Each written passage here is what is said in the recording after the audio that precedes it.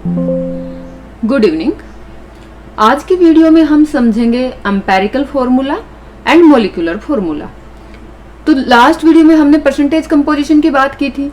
तो अगर किसी कंपाउंड के अंदर जो वेरियस एलिमेंट्स प्रेजेंट होते हैं और उन एलिमेंट्स का अगर मास परसेंट हमें पता है तो we can determine the empirical formula. और अगर हमें कंपाउंड का मोलर मास पता है, एम्पेरिकल फॉर्मूला पता है, तब हम निकाल सकते हैं molecular formula of that compound. कैसे करेंगे इसको समझेंगे इस प्रॉब्लम से। क्या है कि एक कंपाउंड है जिसके अंदर 4.07% हाइड्रोजन है, 24.27% कार्बन है एंड 71.65% क्लोरीन है। यहाँ पे बस आपको ये दिया है कि ये कंपाउंड है जिसके अंदर इतने परसेंटेज में हाइड्रोजन, कार्बन, क्लोरीन प्रेजेंट है। आपको एम्पेरिकल फॉर्मूला और मॉलिक्यूलर फॉर्मूला निकालना है। और क्या गिवन है, क्योंकि हमें पता है कि एम्पेरिकल फॉर्मूला तो हम मास परसेंट से निकाल लेंगे, लेकिन मॉलिक्यूलर फॉर्मूला के लिए हमें मोलर मास पता होना चाहिए। तो इस कंपाउंड का मोलर मास गिवन है 98.96 ग्राम। 98.96 ग्राम इसका मोलर मास गिवन है। तो हम कैसे निकालेंगे एम्पेरिकल फॉर्मूला? तो यहाँ पे हम चलेंगे स्टेप वाइज। सबसे पहले स्टेप में हम क्या करेंगे, देखिए परसेंटेज गिवन है कंपाउंड के अंदर जो इसके कॉन्स्टिट्यूएंट एलिमेंट्स हैं हाइड्रोजन, कार्बन, क्लोरीन, इनका परसेंटेज गिवन है। परसेंटेज का मतलब होता है 100 में। तो अगर हमारे पास 100 एटम हैं, हम ये मान के चलें, तो उसमें हाइड्रोजन के एटम्स कितने होंगे 4.07। और अगर हमारे पास हम यहाँ पे मास परसेंटेज गिवन है तो हम ग्राम में मान के चलें कि कंपाउंड का जो मास है वो 100 ग्राम है। तो 100 ग्राम है तो उसमें हाइड्रोजन कितना है 4.07 ग्राम, कार्बन कितना है 24.27 ग्राम और क्लोरीन कितना है 71.65 ग्राम। तो यहाँ पे सबसे पहले हमने क्या किया, क्योंकि मास जो है उसको हम मास परसेंटेज गिवन है और परसेंटेज का हमें मतलब पता है कि 100। तो अगर टोटल 100 ग्राम है तो उसमें जो कॉन्स्टिट्यूएंट एलिमेंट्स हैं वो कितने ग्राम्स हैं। तो हमने पहला स्टेप में क्या किया कि मास परसेंट को ग्राम्स में कन्वर्ट कर लिया। ठीक है, तो ये हमारा हो गया पहला स्टेप। अब हमारे पास क्या आ गया, हमारे पास जो कॉन्स्टिट्यूएंट एलिमेंट्स हैं उनका मास आ गया है ग्राम में। सेकेंड स्टेप में हम क्या करेंगे कि जो ये हमारे पास मास आया है इसको हम कन्वर्ट कर लेंगे नंबर ऑफ मोल्स में। तो नंबर ऑफ मोल्स निकालने का फॉर्मूला क्या होगा कि जो मास हमारे पास आ गया उसको हम उस एलिमेंट के, उस एटम के एटॉमिक मास से डिवाइड कर लेंगे। जैसे हमारे पास कार्बन है तो कार्बन का एटॉमिक मास क्या है, या फिर हाइड्रोजन है, हाइड्रोजन का एटॉमिक मास क्या है। तो नंबर ऑफ मोल्स निकालने का फॉर्मूला है given mass upon atomic mass. तो यहाँ पे हम number of moles of hydrogen निकालेंगे। तो हमारे पास हाइड्रोजन का मास कितना आया 4.07 ग्राम हाइड्रोजन है गिवन कंपाउंड में, क्योंकि हमने परसेंट को किस में कन्वर्ट कर लिया, जो परसेंटेज कंपोजिशन था उसको हमने कन्वर्ट कर लिया है ग्राम में। तो 4.07 ग्राम हाइड्रोजन है और हाइड्रोजन का एटॉमिक मास है 1.008 ग्राम। अब given mass upon atomic mass करेंगे तो हमारे पास वैल्यू आ गई 4.04। ये हमारे पास क्या आ गए, number of moles of hydrogen आ गए। फिर हम निकालेंगे number of moles of carbon. तो गिवन मास कार्बन का कितना है कंपाउंड में, कंपाउंड में कार्बन है 24.27%, जिसको हमने ग्राम में कन्वर्ट किया 24.27 ग्राम। तो 24.27 ग्राम गिवन मास हो गया।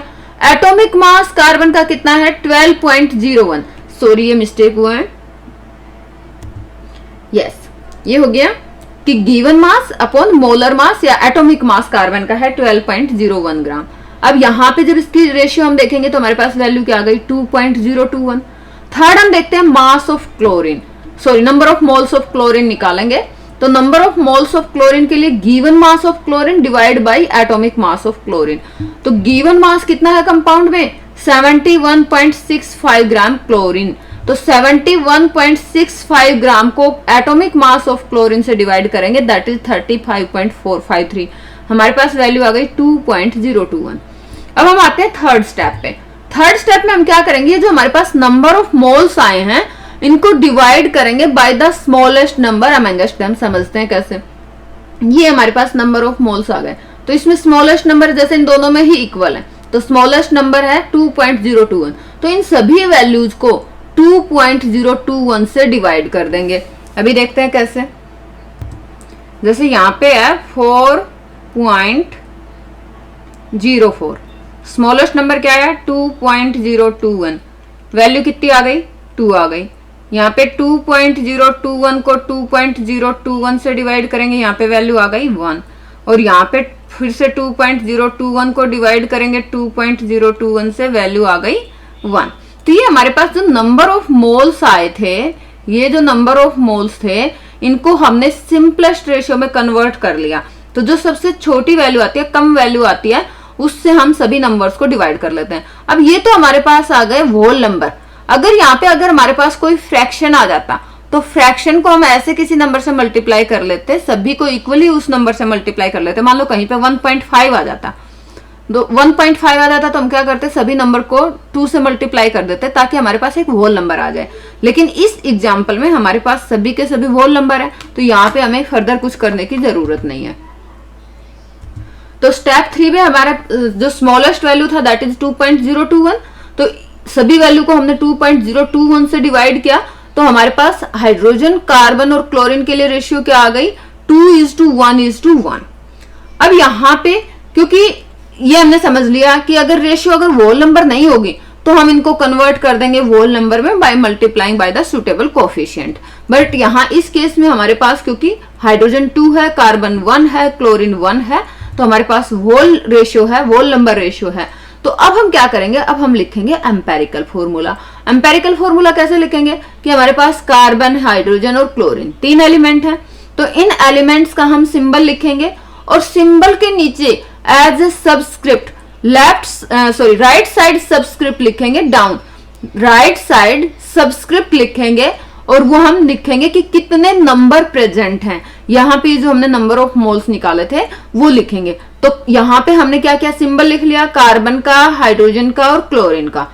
इसके बाद हम क्या करेंगे, write down the empirical formula by mentioning the numbers, number mention करेंगे after writing the symbol of the respective elements. तो हमारे पास कार्बन का कितना नंबर आया था 1, तो 1 हमें अगर हम नहीं लिखते हैं तो इट इज नेचुरली अंडरस्टूड कि कार्बन का कितना नंबर है 1 है। हाइड्रोजन का कितना आया था 2, तो हमने हाइड्रोजन के नीचे क्या लिख दिया 2। क्लोरीन के लिए कितना आया था 1, तो क्लोरीन के आगे हमने कुछ नहीं लिखा, नहीं लिखते हैं, मतलब नेचुरली अंडरस्टूड है दिस नंबर इज 1। तो ये आ गया हमारे पास एम्पेरिकल फॉर्मूला CH2Cl। अब अगर हमें मॉलिक्यूलर फॉर्मूला निकालना है तो मॉलिक्यूलर फॉर्मूला निकालने के लिए भी हम स्टेप्स में निकालेंगे। सबसे पहले ये जो हमारे पास एम्पेरिकल फॉर्मूला आया है, इस एम्पेरिकल फॉर्मूला से हम एम्पेरिकल फॉर्मूला मास निकालेंगे। हमने एक वीडियो में मॉलिक्यूलर मास निकालना समझा था। अगर आपके पास मॉलिक्यूलर फॉर्मूला है तो हम क्या निकाल सकते हैं, मॉलिक्यूलर मास निकाल सकते हैं।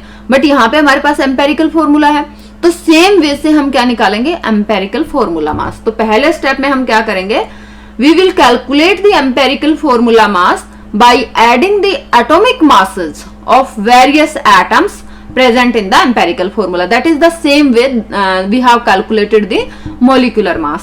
तो यहाँ पे CH2Cl के लिए हमारे पास जैसे कार्बन कितना है 12.01, इसका कार्बन का क्या है, सॉरी कार्बन हमारे पास 1 है और कार्बन का एटॉमिक मास क्या है 12.01।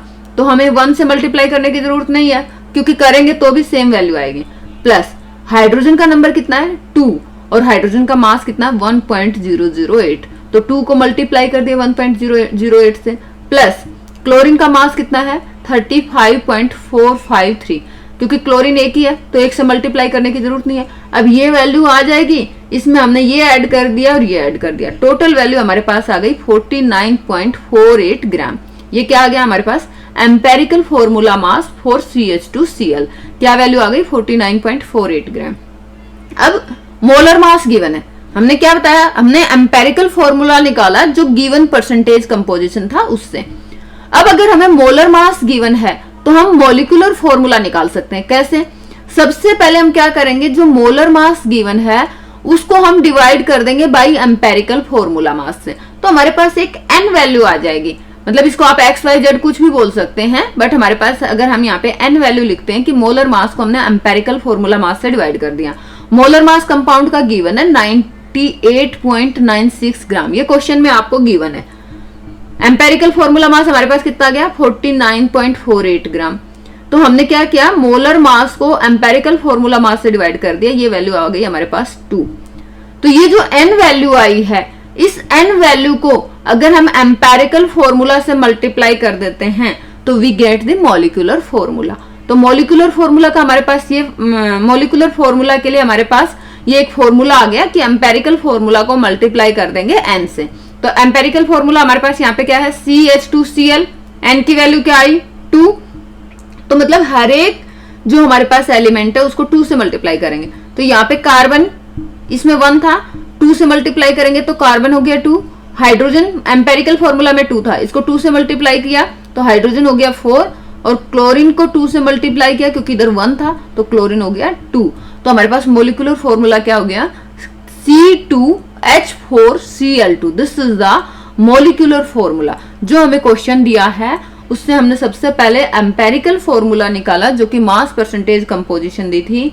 फिर हमने क्या किया कि जो एम्पेरिकल फॉर्मूला मास निकाला, एम्पेरिकल फॉर्मूला मास क्योंकि मोलर, उसके बाद मोलर मास हमें गिवन था, तो मोलर मास और एम्पेरिकल फॉर्मूला मास की रेशियो से हमें n वैल्यू मिली, और इस n वैल्यू को अगर एम्पेरिकल फॉर्मूला से मल्टीप्लाई कर देते हैं तो we get the molecular formula. So इस वीडियो में इतना ही। Thank you.